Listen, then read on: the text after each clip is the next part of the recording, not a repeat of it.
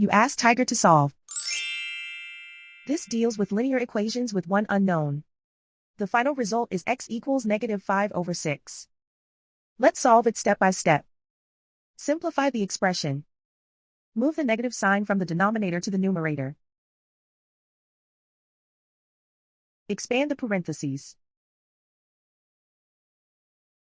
Break up the fraction. Simplify the fraction. Group all constants on the right side of the equation.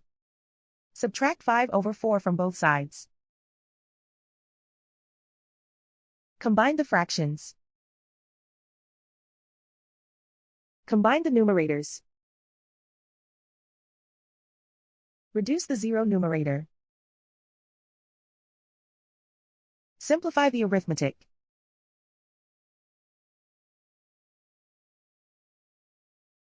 Isolate the x. Multiply both sides by inverse fraction 2/3. Group like terms. Multiply the coefficients. Simplify the fraction. Multiply the fractions.